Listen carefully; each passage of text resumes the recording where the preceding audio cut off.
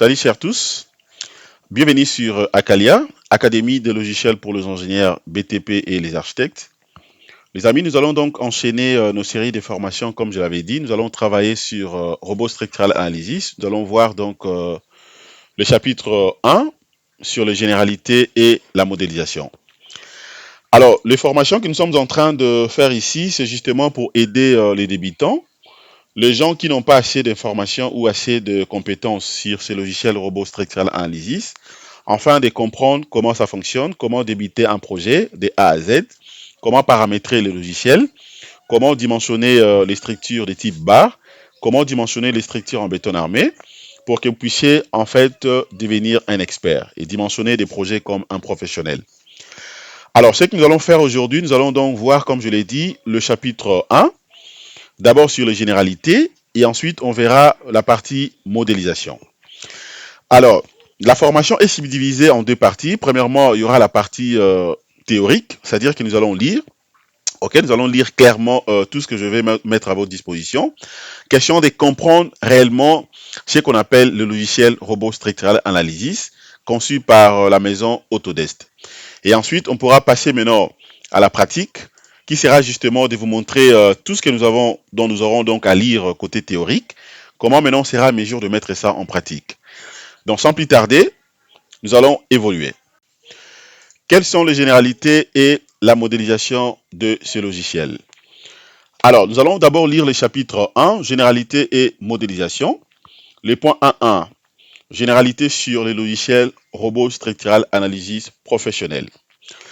Alors, qu'est-ce qu'on nous dit ici? Conçu par la maison Autodesk, à qui nous devons le mérite de cette invention, Robot Structural Analysis dit robot, est un logiciel ayant pour objet la vérification et le dimensionnement des éléments structuraux du génie civil. Outre ces deux fonctions, de base, le logiciel fournit après calcul le plan de ferraillage ainsi que le note de calcul de chaque élément étudié. Cela étant, l'application permet une corrélation directe entre le bureau d'études et leur chantier respectif, c'est-à-dire à la conception, à l'exécution. Afin de faciliter l'étude complète des structures, robot est subdivisé donc en trois modules clés, notamment en fonction de trois types de matériaux vedettes du génie civil, donc notamment ceux qu'on peut citer le béton armé, l'acier et le bois. C'est ainsi qu'on parlera justement des trois modules. Ok? Premièrement, on aura donc ce qu'on appelle les modules béton armé, c'est-à-dire le BA, module construction métallique, c'est-à-dire les CM, et module construction en bois, c'est-à-dire le CB. C'est-à-dire c'est les trois modules que vous allez donc faire face sur ce logiciel pour que vous soyez vraiment calé, que vous puissiez bien maîtriser ces logiciels. À ce qui nous concerne, nous allons d'abord commencer par la partie résistance aux matériaux et ensuite on verra le module béton armé. Bien après, on pourra soit voir aussi le module construction métallique et ensuite le module CB, la construction en bois. Alors, qu'est-ce qu'on nous dit également? Étant une première étude ou première édition sur les sujets, et donc cet ouvrage est principalement consacré au module en béton armé. Vous voyez, dans l'ouvrage que je suis en train de vous présenter, c'est beaucoup plus pour la partie béton armé. Ainsi, dans cette édition, il sera question de parler en long et en large de la modélisation, vérification et les dimensionnements des éléments structuraux en béton armé, mais hélas, pour une meilleure compréhension ou voilà, pour une meilleure oui, c'était compréhension de la chose et avant l'entame du béton armé, il est primordial de donner une bref aperçu des fonctionnalités que Robot gère dans sa généralité. Le point 1.2, présentation du logiciel. On nous dit pour bien appréhender ce logiciel, il est donc impératif de comprendre les règles qui régissent le fonctionnement de cet outil. Ainsi, lors du démarrage de ces dernières, comme dans tout logiciel, Robot présente une interface utilisateur dont les onglets sont variables d'une série bien évidemment à l'autre, c'est-à-dire ça dépend des séries selon bien sûr les années 2009, 2010, 2012, 2014, 2025, 2026, ainsi de suite. Alors pour la confection de cet ouvrage, nous avons donc nous avons donc utilisé Autodesk Robot Structural. Bien sûr, à ce qui nous concerne, c'est la version justement récente. Alors pour cette série, le logiciel présente donc deux types d'interfaces. On aura premièrement ce qu'on appelle l'interface de préparation, ainsi que l'interface utilisateur, dont les deux sont différents. Le premier point, les points 1, 2, 1, voyons rapidement ce qu'on appelle l'interface de préparation.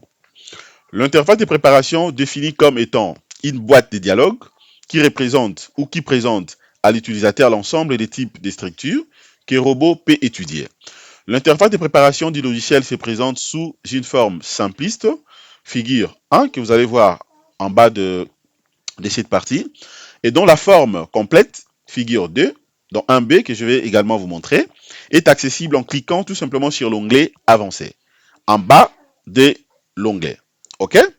C'est-à-dire quoi? Si je viens, par exemple, ici sur Robot Structural Analysis, vous avez là, par exemple, la configuration en ce qui concerne le nouveau projet. OK? Dès que je viens cliquer ici sur plus, ça me donne l'aperçu de type de projet que le robot peut facilement, justement, donc étudier ou dimensionner. Vous voyez? Donc, je vais d'abord rentrer, je rentre d'abord de l'autre côté, comme ça, je vais vous montrer ça calmement. Voilà. Maintenant, je vais aller, alors, voilà ce que je vous ai montré. La nouvelle affaire est là, dans le nouveau projet. Ce sont donc justement le nouveau projet que le robot vous montre à partir d'ici. Vous voyez, par exemple, là d'ici. Si je rentre là, OK, je clique de l'autre côté, je prends plus, ça dit avancer, ça me donne également d'autres éléments que le logiciel peut facilement étudier, tout comme dimensionner. Et donc, là, je peux rentrer là, c'est la même configuration. Vous avez dans la figure 1 et puis la figure 2. Donc, 1A et puis 1B. Alors, chaque type de structure est représenté par une icône dont le nom apparaît directement avec une info BIL. Lorsque le pointeur de votre souris est justement sur une icône quelconque, alors inutile de donner le nom de toutes les images, car ceci s'affiche automatiquement. Cela revient à dire quoi? Par exemple, si je viens ici, une fois que je clique à côté, voilà, donc je viens, je place les curseurs sur l'icône que vous voyez ici, ça me donne directement le nom de projet, conception d'un bâtiment. Donc je sais très bien, si je vais débiter un bâtiment, je vais modéliser un bâtiment, donc il suffira seulement de venir cliquer ici, et puis je fais directement l'affaire. Tout comme de l'autre côté, en mettant seulement les curseurs au-dessus, vous avez les éléments tels que je viens de dire. Par exemple, là, descente des charges, conception du bâtiment, ok? Ça sont des nouveautés, hein, sont vraiment des nouveautés qu'on a donc rajoutées par rapport à ces projets, par rapport aux versions récentes. Donc, je peux venir également là, de l'autre côté, dès que je place les curseurs, ça me donne les noms directement des icônes. Donc, ça ne vaut pas la peine pour moi de mentionner ça ici. Alors, vous avez également les types de structures. Il est donc relativement conçu que les domaines du génie civil renferment trois grands types de structures. Nous avons premièrement les structures de type barre, c'est-à-dire celles uniquement constituées de barres, exemple poutre et poteau. Les structures de type plaque et coque, c'est-à-dire celles constituées uniquement de plaques et de coques, puis les structures complexes ou composées, qui sont justement la combinaison des deux, c'est-à-dire combinaison des structures barres et structures plaques ou coques. Alors, là par exemple, pour le premier point, chaque type de structure peut être donc spatiale ou plane, respectivement définie en 3 et 2 dimensions. Par exemple, l'icône 1 et 3 représentent justement toutes deux les structures spatiales complexes, ok? Tandis que l'icône 2 et 4 représentent toutes deux les structures spatiales de type barre. Ceci implique que l'ouverture d'une icône est fonction du type de structure dont vous voulez faire l'étude. Donc cela revient à dire quoi? Si par contre que je rentre ici, je clique juste à côté, je prends par exemple l'icône ici, ça me donne l'aperçu clairement du dimensionnement ou de la modélisation de ce qu'on appelle justement le bâtiment. Mais tandis que si je viens là, je place l'icône sur étude d'une plaque, je sais très bien c'est là où je pourrais modéliser, tout comme charger ou dimensionner par exemple les éléments plaques, comme ça peut être, voilà, donc je peux prendre les radiers générales par exemple, ou bien la dalle et d'autres types de projets. Tandis que de l'autre côté ici, OK? Ça me donne l'aperçu clair à ce qui concerne l'étude d'un particle plan, ainsi de suite. C'est très simple. Voilà. Maintenant, le point 1, 2, 2, l'interface utilisateur, définie comme étant un ensemble de conceptions graphiques et des commandes qui permet justement à l'utilisateur de se servir d'une application. Robot dispose également d'une interface utilisateur qui est donc fonction des types de structures et d'une icône particulièrement envisagée lors de l'ouverture. Étant donné la faible dimension ou la faible différence qui existe entre cette interface, nous prendrons donc les portiques planes, structure plane de type bar, figure 2, pour la présentation de l'interface utilisateur du logiciel. Ce choix permettra au lecteur de se familiariser avec l'icône grâce à la panoplie de commandes et l'unicité du plan de définition de la structure. Notez bien, l'accession d'un utilisateur à une interface, ça s'effectue par un clic gauche sur l'icône correspondant au type de structure adoptée. Vous voyez, c'est comme le cas que je viens d'énumérer. Par exemple, ça, vous avez donc la possibilité de retrouver ça facilement ici. Voilà.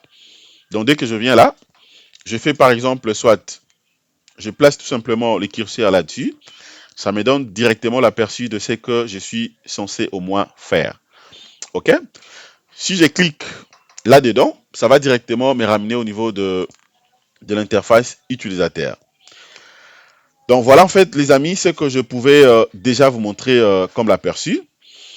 Alors là maintenant qu'est-ce que je fais?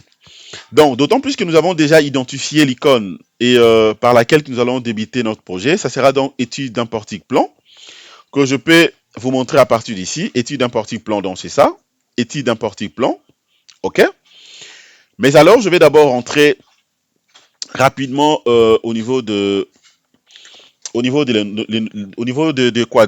du document. Donc, un clic sur la figure 2 donne accès à l'interface utilisateur suivant. Voilà.